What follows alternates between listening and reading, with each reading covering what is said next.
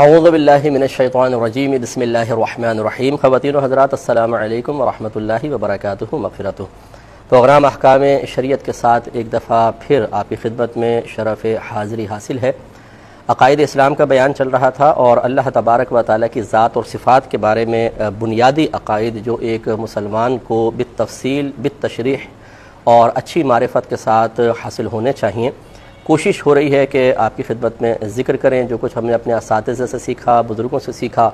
جو نبی کریم صلی اللہ علیہ وسلم کے زمانہ اقدس سے لے کر آج تک جمہور علماء اسلام تشریحات فرماتے رہے۔ حتی الامکان کوشش یہی ہے کہ انہی اکابرین کی تشریحات کی روشنی میں آپ کے سامنے چند عقائد عام فہم طریقے سے ذکر کیے جائیں۔ پچھلے پروگرام میں اللہ تبارک و تعالیٰ کی اللہ تعالیٰ کے لیے جسم اور جسمانیت کا انکار ذکر کیا گیا تھا، اور جب ہم جسم کا انکار کرتے ہیں تو سمجھ لیجئے کہ ہم جگہ کا بھی انکار کرتے ہیں، اور اسی طرح پھر سمت کا بھی انکار ہوتا ہے، کیونکہ جسم کسی نہ کسی جگہ میں ہوتا ہے، اور جب کوئی کسی جگہ میں ہوتا ہے تو اس کی طرف اشارہ کیا جا سکتا ہے، اور جو مشارن الیہ ہوتا ہے یعنی جس کی طرف آپ اشارہ کر سکتے ہیں، سمجھ لیں وہ کسی نہ کسی سمت میں ہے،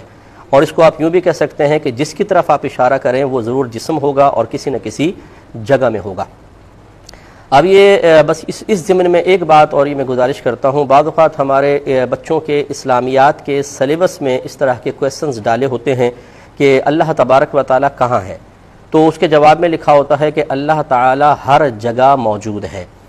یہ مطلب جواب بچوں کے فہم کے اعتبار سے لوگ سمجھتے ہیں شاید یہ مناسب ہے، لیکن یہی چیزیں بچوں کے ذہن میں راسخ ہو جاتی ہیں، اور آپ تھوڑا سا غور کریں کہ کتنے بچے ایسے ہیں کہ جن کو اس طرح کی اسلامیات کی کتابیں پڑھنے کے بعد مکمل تشریحات سیکھنے کا موقع ملتا ہے۔ بعض اوقات یہی بچپن کی باتیں ذہن میں پیوست ہو جاتی ہیں، اور بچے کہتے ہیں کہ ہم تو بچپن سے ہی پڑھتے آئے ہیں کہ اللہ تبارک و تعالی ہر جگہ موجود ہے۔ معاذ اللہ ثم معاذ اللہ، اگر ہر جگہ موجود کا عقیدہ رکھا جائے تو ہر جگہ کے اندر تو اچھی جگہ بھی ہیں اور گندی جگہ بھی ہیں، تو کیا معاذ اللہ ثم معاذ اللہ اللہ تبارک و تعالیٰ کے وجود کو کیا کسی گندی جگہ بھی تسلیم کیا جائے؟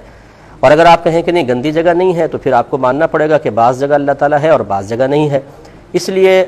بہتر یہ ہے کہ بچوں کو اس قسم کے کویسچنز نہ ذکر کیے جائیں، یعنی اس انداز سے جواب نہ ہو، یوں ہو کہ اللہ تعالیٰ کہاں ہے، بس یہ کہیں کہ اللہ تبارک و تعالیٰ موجود ہے، وہ سب کو جانتا ہے اور سب کو اللہ تبارک و تعالیٰ ہر وقت دیکھ رہا ہے، سب کو اللہ تبارک و تعالیٰ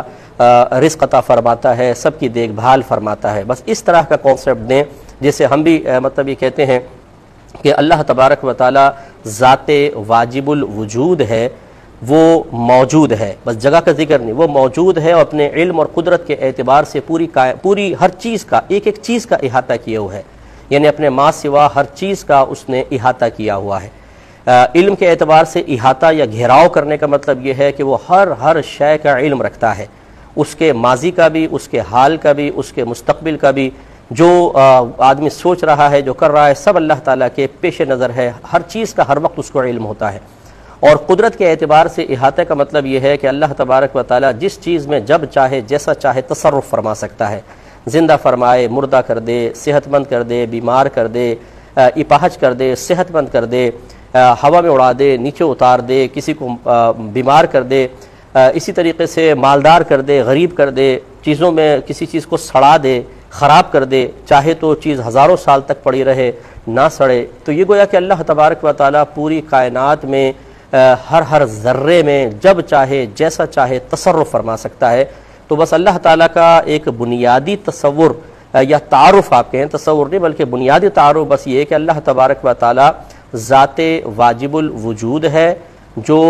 موجود ہے اور اپنے علم اور قدرت کے اعتبار سے ہر چیز کا احاطہ یا گھیراؤ کیے ہوئے ہے۔ یہ مختصر سا تعارف ہے، باقی جتنی آپ اوصاف حمیدہ اس میں شامل کرتے جائیں وہ اللہ تبارک و تعالیٰ کی معرفت میں اضافے کا سبب بنیں گے۔ ایک کالر ہمارے ساتھ ہیں، السلام علیکم۔ تو آپ کی خدمت میں گزارش کر رہے تھے کہ کاش یہ بچوں کے سلیبس میں تھوڑی سی دلچسپی لی جائے، اور میں بڑی معذرت چاہتا ہوں کہ زیادہ تر یہ سلیبس ان لوگوں کو بنانے کے لیے دیا جاتا ہے کہ جن کی دین سے زیادہ وابستگی نہیں ہوتی ہے۔ ہر جگہ ایسا نہیں ہوتا، ہمیشہ ایسا نہیں ہوتا، لیکن ہوتا ہے۔ میں بارہا یہ بات عرض کرتا ہوں، اس میں کوئی برا نہ مانے، کہ اگر آپ نے کسی شخصیت پر پی ایچ ڈی کر لی ہے مثال کے طور پر، آپ نے ایم اے اسلامیات کیا، ایم فل کیا، پھر اس کے بعد مثال کے طور پہ آپ کسی شخصیت پر پی ایچ ڈی کر لیتے ہیں، تو ایک شخصیت پر پی ایچ ڈی کرنے سے دین کی گہرائیاں کیسے حاصل ہو جائیں گی؟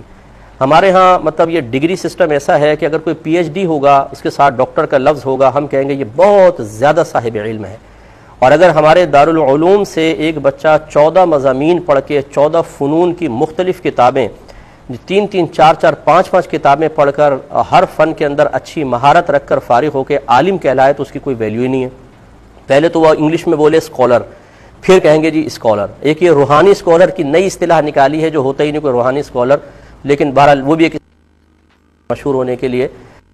کہ ہمارے ہاں اسکالر ایک الگ ہو گیا ہے، عالم کو سمجھتے ہیں کوئی بیچارہ چنے بیچنے والا ہے۔ اسی طرح مفتی کا مقام یہ سمجھتے ہیں کہ کوئی ایسا عام صحیح ہے بس، حالانکہ آپ 50 پی ایچ ڈی ایک طرف کھڑا کر دیں، ایک مفتی ایک طرف کھڑا کر دیں، اگر وہ پی ایچ ڈی اسی طرح شخصیات پر اور مختلف ایسے موضوعات پر ڈاکٹریٹ کی ڈگری انہوں نے لی ہے تو انشاءاللہ یہ مفتی صاحب جو ہیں ان پر بہت آرام سے غالب آئیں گے۔ تو کوئی برا ماننے کی ضرورت نہیں ہے، نہ میں کسی کی ہتک کر رہا ہوں نہ تحقیر کر رہا ہوں، لیکن ہونا یہ چاہیے کہ جو دین کو، مذہب کو، عقائد کو گہرائی کے ساتھ جانتے ہیں، اکابر اسلام کی تعلیم کے روشنی میں اس کی تشریحات پیش کر رہے ہیں، ان کو موقع ملنا چاہیے کہ وہ اس قسم کا سلیبس مرتب کریں۔ ہمارے اسکولز کا دیکھ لیں، کالجز کا دیکھ لیں، یونیورسٹیز کا اسلامیات کا سلیبس دیکھ لیں، بچے کو غسل کے فرائض تک نہیں پتہ چلتے، کپڑا پاک کرنا نہیں آتا، وضو کرنے کا طریقہ اس میں موجود نہیں ہے، یعنی جو ہماری بیسکس ہیں وہ اسٹوڈنٹس کو نہیں آتے، بالکل بیسکس نہیں آتے ہیں۔ آپ پوچھ لیں کہ غسل واجب ہونے کے 5 اسباب کون سے ہیں، انہوں نے شاید مسجد میں کسی مولوی صاحب سے سیکھ لیے ہوں گے یا کسی دینی جماعت کے اعتکاف کے اندر بیٹھ کر انہوں نے کچھ سیکھ لیا ہوگا، لیکن اسکول، کالج، یونیورسٹی کے اندر یہ سیکھانا سکھانا اس کا تو تصور ہی نہیں ہے۔ تو کیا وہ مسلمان بچے نہیں ہیں؟ کیا انہیں مذہب اسلام کی بنیادی تعلیمات نہیں سیکھنی ہے؟ کیا نماز کی شرائط، نماز کے واجبات، نماز کے مفسدات، سجدہ صحف کیسے لازم ہوتا ہے، کیا ان کو سیکھنے کی ضرورت نہیں ہے؟ تو ہمارا سلیبس انتہائی کمزور ہے، تو اس پر ذرا توجہ کرنی چاہیے۔ تو اس لیے اسلامیات کی میں نے کئی بکس دیکھی ہیں، مجھے لوگ لا کر دیتے ہیں کہ دیکھیں جی اس میں کیا شرع قباحت، اس میں کیا، تو اس قدر غلط قسم کی بعض اوقات تعلیمات اس میں ڈالی ہوتی ہیں، اور بیان کرنے والا ایک عجیب صحیح ہوتا ہے، کوئی نہ اس کے ساتھ ڈاکٹر لکھا ہوتا ہے، نہ مفتی ہے، نہ عالم ہے، محمد نذیر فلاں اکرم، سمجھ ہی نہیں آتا کہ کون صاحب ہیں جمع کرنے والے۔ تو اس لیے جو اسکولز ہیں ان کی ذمہ داری ہے کہ وہ اگر کوئی سلیبس منتخب کرتے ہیں، آپ کو پسند آتا ہے تو آپ اچھے کسی مفتی صاحب کو ایک دفعہ ضرور چیک کروائیں۔ اعرابی غلطیاں بہت میں نے دیکھی ہیں کہ دعاؤں کے اندر اعرابی غلطیاں ہوتی ہیں، اغلاط کثیرہ ہوتی ہیں، تو اس لیے ان تمام چیزوں پھر اس کو سلیبس میں رکھیں تاکہ ایسا نہ زندگی بچہ غلطیاں کرتا رہے، اس کا وبال اسکول انتظامیہ پر ہو۔ اور اگر کوئی میری بات بری لگی ہو اس سلسلے میں تو میں معذرت خواہ ہوں۔ ایک کالر ہمارے ساتھ ہیں، السلام علیکم۔